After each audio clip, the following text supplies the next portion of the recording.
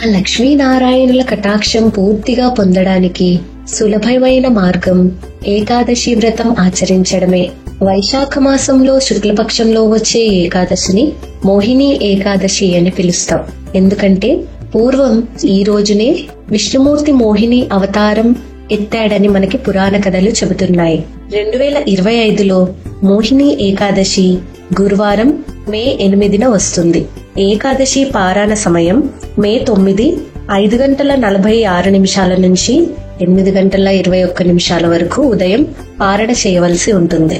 ఇక అన్ని ఏకాదశిల్లాగానే ఈ ఏకాదశి రోజున కూడా మద్య మాంసాలు మానేసి వీలైతే ఉపవాసం, ఆరోగ్యం సహకరించలేని వారు కనీసం సాత్విక ఆహారం తీసుకుని ఆ రోజున మొత్తం విష్ణుమూర్తి, లక్ష్మీదేవుల ఏదైనా అవతారాల గుళ్ళకి వెళ్లి లేదా ఇంట్లోనే అర్చించి ప్రత్యేకంగా ఆ రోజున పసుపు రంగు పూలని, పసుపు రంగు పండ్లని నివేదిస్తే ఆ విష్ణుమూర్తి ఎంతో ప్రీతి చెందుతాడట.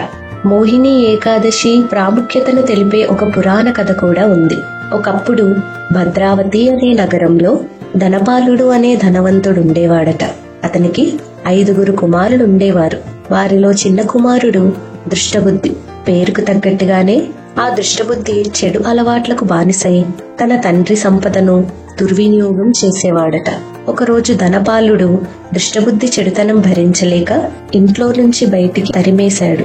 అవమానంతో దుష్టబుద్ధి ఏం చేయాలో తెలియక ఖాళీగా నడుస్తూ ఒక ఋషి ఆశ్రమానికి చేరుకున్నాడట. ఆ ఋషి పేరు కౌండిల్యుడు. దుష్టబుద్ధి చెప్పిందంతా విని మోహిని ఏకాదశి రోజున ఉపవాసం ఉండమని సలహా ఇచ్చాడట. దుష్టబుద్ధి ఆ సలహాను పాటించి మోహిని ఏకాదశి నాడు కఠినమైన ఉపవాసాన్ని పాటించాడట. ఆ దుష్టబుద్ధి భక్తికి మెచ్చిన విష్ణుమూర్తి అతని పాపాలను క్షమించి సకల సంపదలను, మంచి బుద్ధిని అనుగ్రహించాడట. కాబట్టి ఎవరైతే ఈ మోహిని ఏకాదశి రోజు ఉపవాస వ్రతాన్ని ఆచరించి మరుసటి రోజు పాలన చేస్తారో వారికి అన్ని పాపాలు కూడా నశించి సకల ఐశ్వర్యాలు లభిస్తాయి అని భక్తుల విశ్వాసం. మీరు కూడా వీలైతే మీ సమీపాన ఉన్న ఏదైనా వైష్ణవ ఆలయానికి వెళ్ళు లేదా ఇంట్లోనే దీపారాధన చేసి ఆ భగవన్నామస్మరణ చేస్తూనో ఈ ఏకాదశి రోజున ఆ శ్రీహరి అనుగ్రహం పొందాలని మంత్రస్వరం ఆశిస్తుంది. ఇలాంటి మరెన్నో హిందూ పండుగల ప్రాముఖ్యత కోసం, వాటి వెనుకలో ఉండే ఆచారాలు, సంప్రదాయాలు, పురాణ కథలు తెలుసుకోవడానికి మంత్రస్వరం ఛానల్ ని తప్పకుండా సబ్స్క్రైబ్ చేసుకోండి.